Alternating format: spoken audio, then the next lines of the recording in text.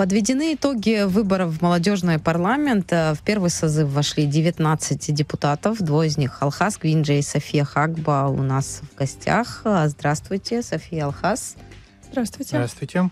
Надеюсь, мы поговорим о планах вообще молодежного парламента и чем конкретно будут заниматься молодые люди, ваши коллеги. Давайте начнем, наверное, с такого общего вопроса. Как вы считаете, зачем вообще нужен молодежный парламент? Что это такое? Для наших слушателей объясним. Здравствуйте, уважаемые слушатели.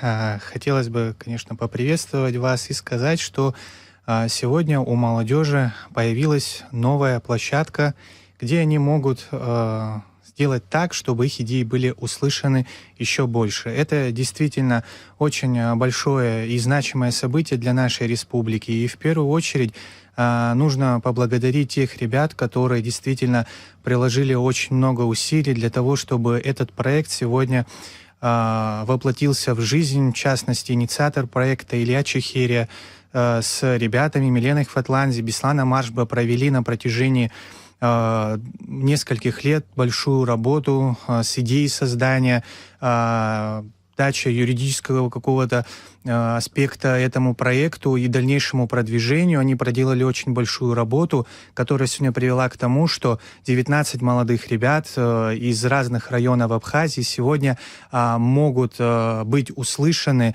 на всю Абхазию, все их идеи, их проекты, их инициативы, которые непосредственно будут поддержаны ребятами из их районов и актива. Про идеи мы еще успеем поговорить. Конкурс был достаточно серьезный. Я, насколько знаю, 60 примерно человек претендовали быть депутатами молодежного парламента, и всего 19 человек выбрали. София, расскажите вообще вот о этом конкурсном отборе, как это все проходило, и почему вообще вы приняли решение принять участие в выборах в молодежный парламент? Здравствуйте всем, здравствуйте, уважаемые слушатели. Хотелось бы поблагодарить вас за приглашение. Почему я пошла в молодежный парламент? Потому что вижу себя полезной, потому что у меня есть опыт, которым я готова делиться, у меня есть опыт работы в исполнительной власти, у меня есть опыт работы с большим объемом разной информации, структурирования информации. Также очень хорошие коммуникативные способности. Изначально как раз-таки Алхас. Да. Договорите мне потом. Как раз-таки Алхас, так скажем, рассказал об этом проекте, и, поговорив со своей командой, поговорив с моим руководителем Валерией Андреевной Мановицкой, она является заместителем исполнительного директора Центра народной дипломатии. Она, так скажем, является моим идейным вдохновителем, мотиватором, за что ей очень благодарна. Она вселила в меня такую уверенность, что я являюсь достойным кандидатом, и вместе мы работали над всем. Ну, вы, я думаю, уже успели познакомиться с коллегами, да? Кто эти ребята, какой есть опыт и чем вообще планируете заняться вот в ближайшее время, чтобы понимать, какие задачи перед молодежным парламентом? Наверное... Какой опыт у ребят, которые... Потому что я знаю, что в отборе участвовали достаточно сильные претенденты, из лучших выбирали самых лучших. Все верно. На самом деле конкуренция, она была большая. Очень много достойных ребят было, но комиссия посчитала, сделала свой выбор. И на данный момент я, например, знаю не всех кандидатов, и перво-наперво нам нужно всем познакомиться, понять, чем мы полезны, где мы можем применить свои навыки и, наверное, скооперироваться. Как раз-таки в дальнейшем это все будет выявлено на первом заседании, как раз-таки на котором будут избраны председатель, заместитель председателя, секретарь, и будут сформированы комитеты и принят регламент работы молодежного парламента. Алхас, а как вы думаете, вот чем в первое время будет заниматься молодежный парламент? Может быть, есть какие-то идеи, тому, что в обществе уже обсуждают, вот появился такой институт молодежный парламент, наверное, вот через год у нас выборы в Народное собрание, возможно, это претенденты на выборах и кандидаты. Хотелось бы сразу сказать, что как будто бы излишний ажиотаж иногда начинается вокруг нынешнего молодежного парламента в плане того, что иногда можно увидеть такие реакции: а зачем нужно еще создавать какие-то должности, какие-то места, даже чиновниками нас кто-то называл, до конца еще не разобравшись в том, что молодежный парламент представляет собой общественный консультативный орган. То есть мы далеко не чиновники, мы лишь молодые люди. Как я понимаю, средний возраст прошедших ребят составляет 22-23 года. То есть тут у нас речь идет не о власти или еще о чем-то. Тут просто молодые ребята, которым дали шанс заниматься законотворческой деятельностью, развиваться. Это их первый этап, это их становление. И в первую очередь здесь уже мы должны будем работать над тем, чтобы развиваться именно в этой сфере законотворческой, предлагать свои идеи, не бояться выражаться, работать и просвещать нашу молодежь, повышать ее социальную активность. Вот это наша первоочередная задача. Но вам не кажется, что молодежный парламент вообще может стать площадкой для подготовки будущих политиков, каких-то общественных деятелей в этом плане? Естественно, есть потенциал. Как в положении написано, что одной из целей молодежного парламента является подготовка резерва для государственных органов власти. Это нормальная вещь, когда, получив такой опыт, в частности, законотворческой деятельности, в общественно-политической жизни страны, когда ребята окунутся в эту сферу, то впоследствии, естественно, у них появится и опыт, и, возможно, желание в будущем себя еще где-то проявить. София, а из рычагов, которые сейчас у молодежного парламента есть, что вы видите, какие есть пути, возможности для реализации каких-то идей, если вдруг у вас внутри интересные мысли появятся и проекты? Ну, перво-наперво я хочу сказать, что вот как Алхас сказал, что это площадка, где молодое поколение, молодые люди моего возраста, младше меня, старше меня, которые входят вот в этот вот диапазон молодежи, они могут проявлять там свои инициативы, рассказывать об идеях, причем за которые их не осудят, а, так скажем, расставят все точки над «и» поддержат в случае чего, если эта идея реально заслуживает реализации в дальнейшем. То есть сейчас, получается, в Абхазии до этого, вот мне хочется с вашей точки зрения, с точки зрения молодежи, понять, какая сейчас картина складывается. Нет возможности по-другому, вот не было до этого возможности. Какие, допустим, пути открывает молодежный парламент? Чем он отличается, допустим, от общественной любой организации? Например, там, я знаю, что «Молодая Абхазия» сейчас тоже возрождается, и какие-то другие существуют организации. Я хочу сказать, что мы находимся при Народном собрании парламенте Республики Абхазия. То есть, так скажем, мы находимся между государственной властью и между молодежью. Мы можем мы можем увидеть две стороны медали. Мы мостик между ними. Получается так, что мы, так скажем, собираем информацию, собираем запросы, структурируем это все, прорабатываем какие-то идеи, но у нас нету такой власти, которая есть у Народного собрания. И то есть совместными усилиями будут вырабатываться какие-то проекты, реализовываться будут эти проекты, и надеюсь, что все получится.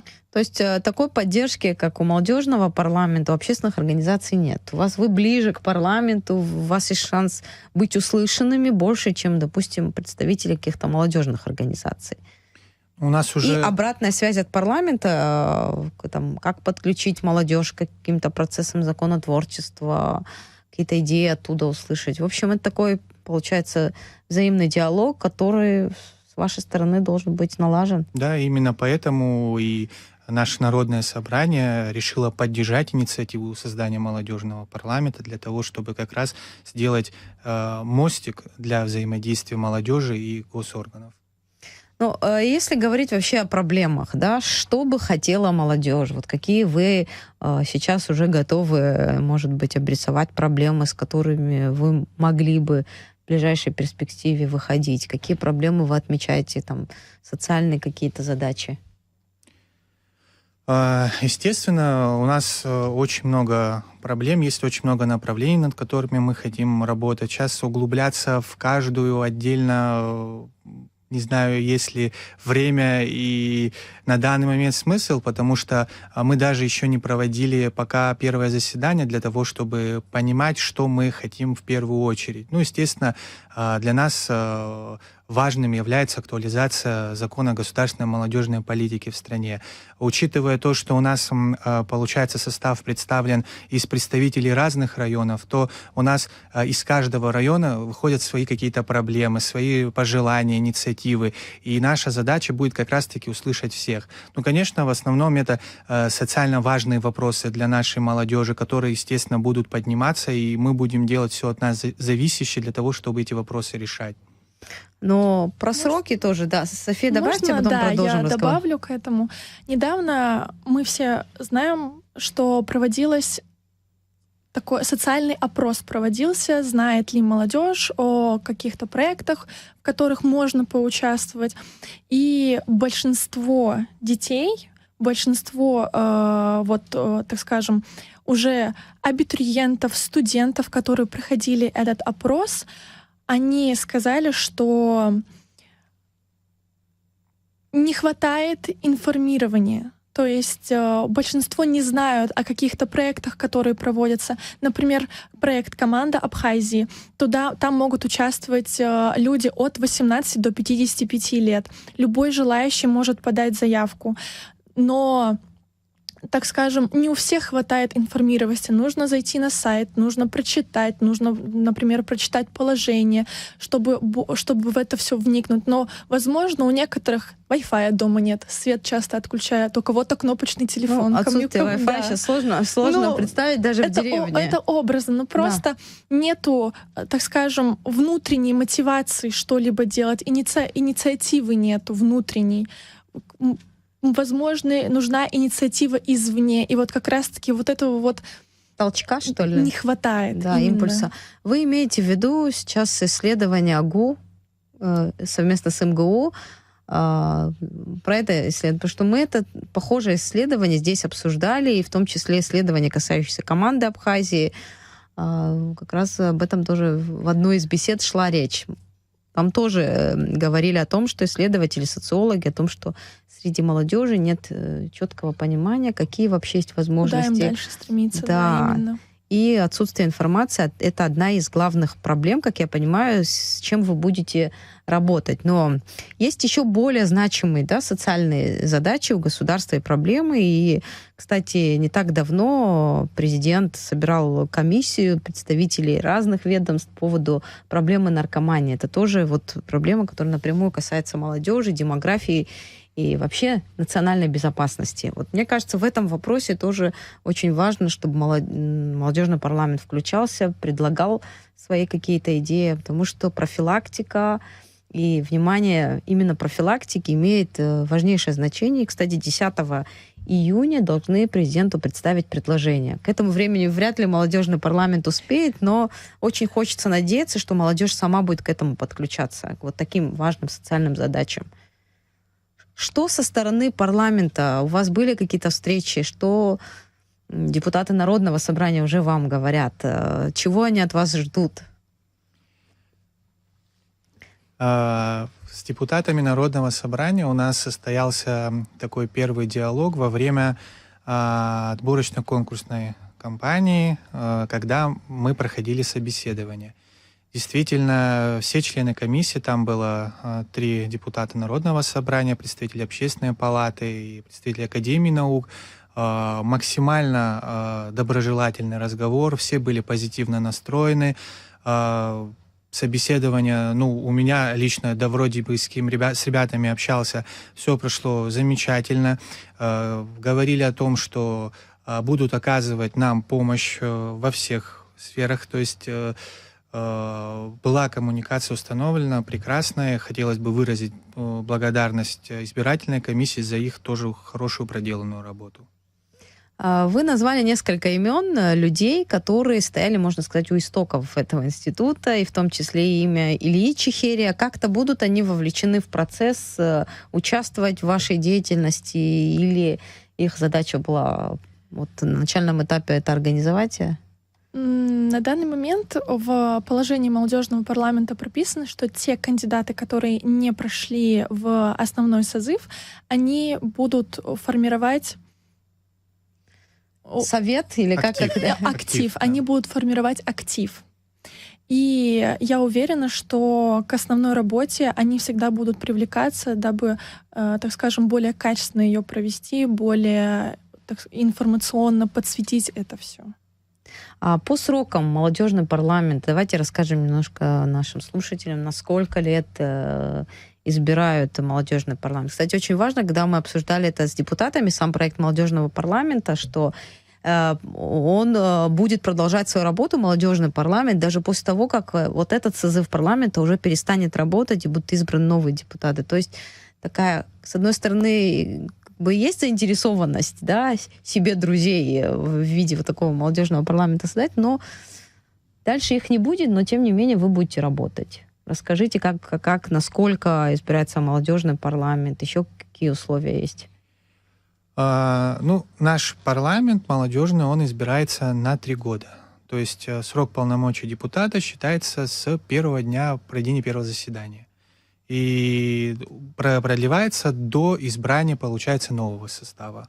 Вот так в течение 3 лет мы должны будем проделать ту работу, надеюсь, которая принесет пользу нашей стране. Но в вашем случае, Алхас, вы же в системе исполнительной власти работаете. Да. Тут вы... это общественная работа на общественных началах, но имеете отношение к системе законодательной власти.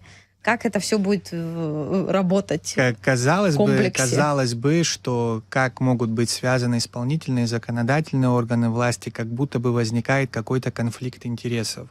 Но еще раз повторю, что наш молодежный парламент несет рекомендательный характер. Законотворчеством вы напрямую не занимались, но проработав уже несколько лет в исполнительной власти, появилось желание попробовать себя в чем-то новом.